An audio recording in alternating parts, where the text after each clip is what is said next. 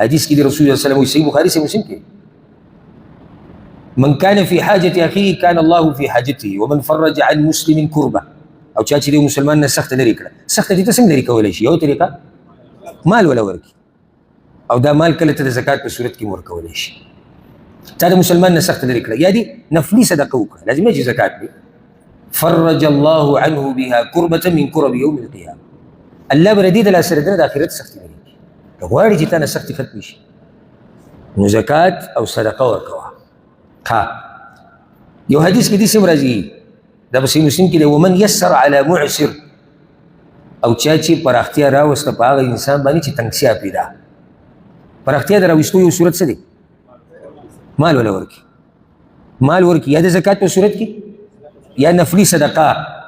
يسر الله عليه في الدنيا والآخرة الله رب العزت به د دنیا مسله آسانه کې او د آخرت به آسانه کې دغه چې سکریا بریلی او تا دلته دی مسلمان نه بوج لري کو بدل کې الله تعالی بوج لري لکه زما تاسو ته نصیحت ته که په مالی که په خیسته خبره ګوري په خیسته خبرو من بوج لري کولی شو یو به ما ته وایي رب دا خو د مال خبرې دي موږ سره مال نشته یو خدا خبره چورلټ غلطه ده چې موږ سره بالکل صحیح شي دا زه نه منم مزه دا کوي چې ستا مالی حالات کمزور یو ته بل مسلمان مرسته کوي مزه دا کوي موږ دې ته کډړه لګولي چې الله به زموږ بچایان جوړي او په کروڑاو په یرګونو به موږ سره ډالر او ریالونه او روپۍ نو بیا به ښه بخیلي دا نن چې څومره بخیلي که نه د دې نه او بیا زیاتې دې پیسو کې یو ناشنا مرض دی دا چې ډېرېږي بخل ورسره ډېرېږي الا دا چې یو سړی د الله نه یېرېږي اګه ته دې د پروت یو نه رسول سلم وایي نه وایي د جهنم نه ځان بچ که اگر که په نیمه کجوره یي نیمه کجوره چې یو سړی ورکوي د الله په نوم دا غریب دی که مالداره دی غریب دی یو دا ورد پرېږدئ څه نشتي او دا زیړ وختي به یې نیولي څه نشتي او څه نشتي څه چې د سره دي اگر که لږ دي په دې کې هم کوشش کوه چې یو مسلمان دپاره اسانتیا جوړه کړي داسې نه چې خبره به غټئ خبره وړه ده بعض ځایونو کې وړې خبرې ته ضرورت دی ها دا ته به مال هم کولی شي او دا ته به خبرو هم کولی شي دا ته یو چا ته به ښودنه هم کولی شي یو سړی په هغه بوج ډېر دی نو زموږ پښتنو کې ما ډېر داسې لیدلي دي دا زموږ کمی دی تا ته یو کس وایي چې ما ته دا دا مسله تا ته ده دا به څه کېږي یاره او دا بوج ولکه ډېر قصدا عمدا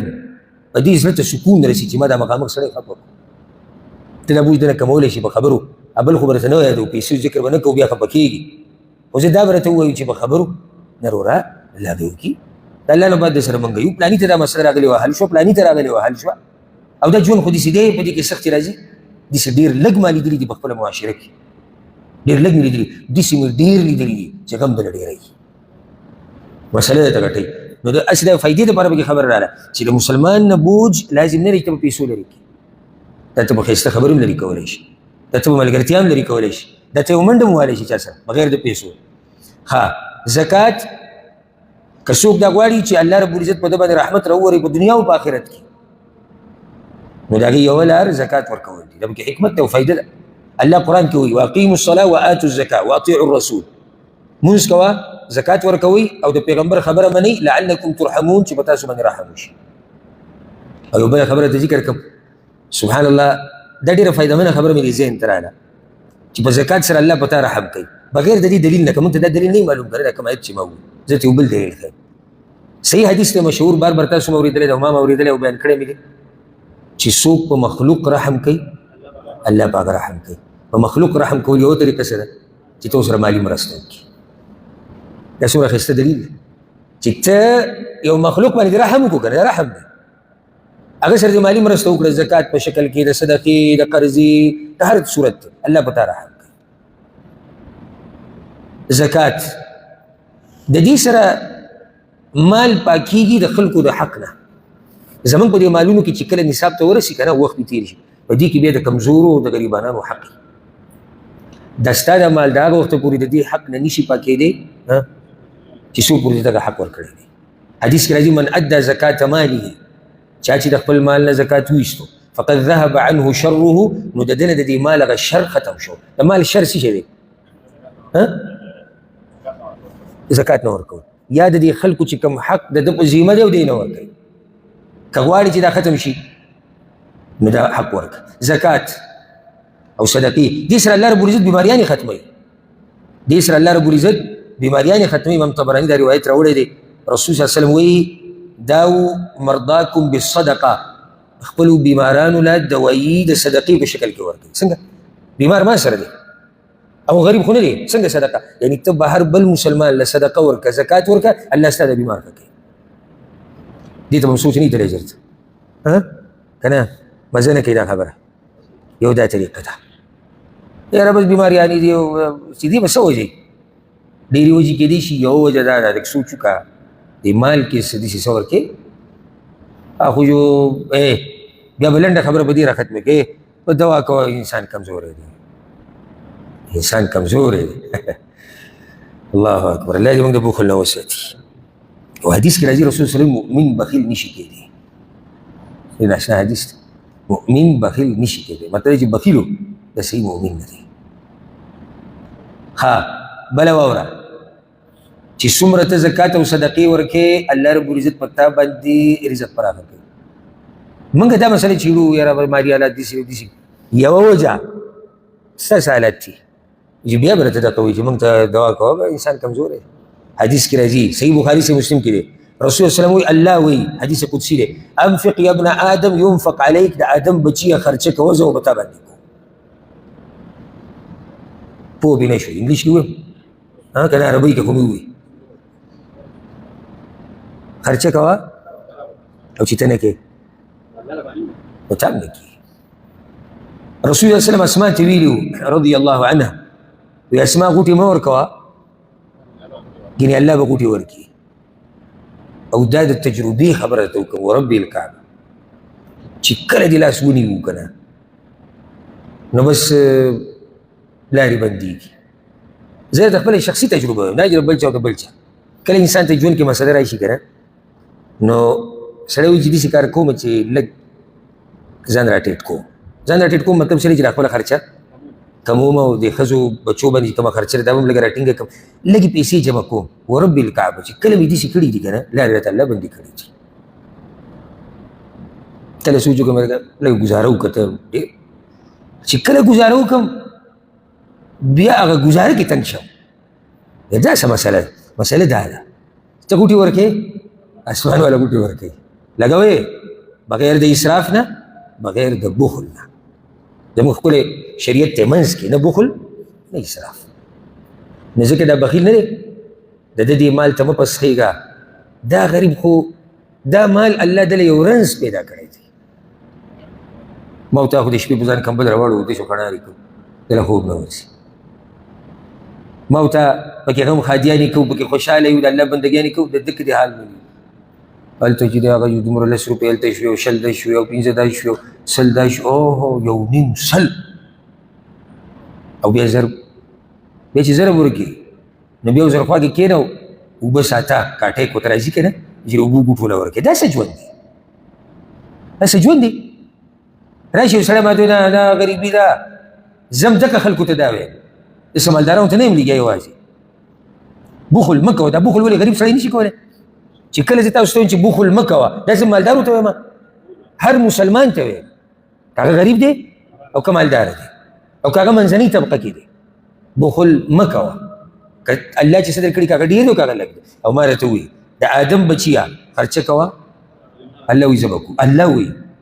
دا الله خبره. او دا حدیث په صحیح بخاري صحیح مسلم کې. ښه بله فایده او حکمت د دې سره مال ډېرېږي. یو به راشي په ما پسې چې دا دې پکې لا بله قصه وکړه موږ خو راواغېستې پیسې په زړه پورې ولاړې هغه موږ ورکړې د زر وې د زرو نه به څو ورکړې ولې 2.5 15 د 1000 روپو نه ما 15 راواغېستې الله زما د زړه نه خبر و چې کومه سخته تېره شوه خو هغه خو شوې 915 او ته راته وایې چې د زکات سره مال ډېرېږي. دا کم شو شی زکات سره مال څنګه ډېرېږي یادې کوي. کله داسې ډېرېږي چې الله بدله دغه مال ډېر کړي. لکه ته د میاشتې چې ځان له داسې محنت مزدوري وکړې 1000 روپۍ ګټې هسې مثال الله به تعالی داسې ترقي درکړي چې 1.5 زره به ګټې یو دا طریقه ده زموږ ته صرف دغه طریقه معلومه ده موږ مال ډېرېده دغې ته وایو او ځکه خفه کېږو به نه د بعضو د بندګي هم داسې لالچي غوندې کېږي چې یعنې که زه دلته 10 روپۍ ورکوم که نه نو دلته مې غوږ ایښودی دی چې مزدور به ټلیفون کوي چې نن د 2 لاکو سیل وشو غوږ مې ایښودی ولې لکه هلته مې 10 روپۍ ورکړي دي موږ یې ورکوو د الله د بندګۍ دپاره ډېرېږي نه ډېرېږي دا د الله کار دی موږ دغه یو ډېرېده منو چې ظاهره کې مال ډېر شي یو دغه طریقه ده کله الله داسې کوي ظاهره کې ډېر شي کله څنګه ډېر شي برکت پکې الله واچوي 915 روپۍ تا سره پاتې شوې دا 915 روپۍ مقابله کوي د هغه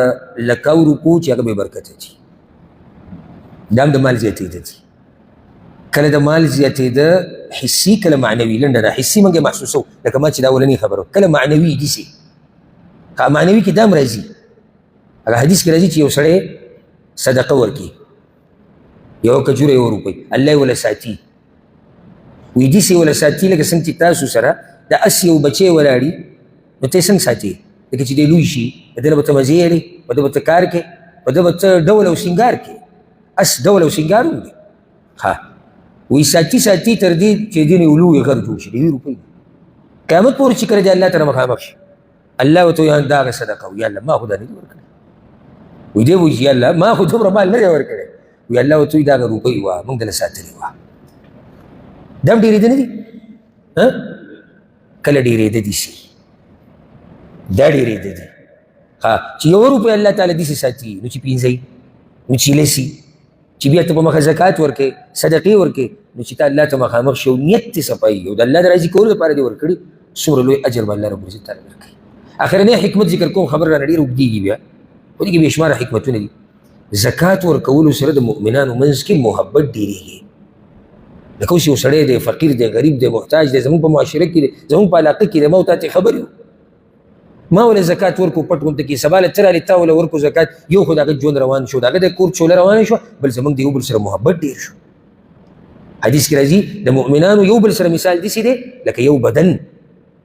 په غاښ چې دړي په ټول بدن دړي په دې روح چې تکلیف وي نو که دا معاشره صحیح اسلام پیژني که نه نو په دې ټوله معاشره به تکلیف وي په یو کلي کې غریب دی کونډه دی یتیم دی محتاج دی دا ټول کلی په دې غم باندې درتېږي خو دا کله چې کله موږ صحیح اسلام وپېژنو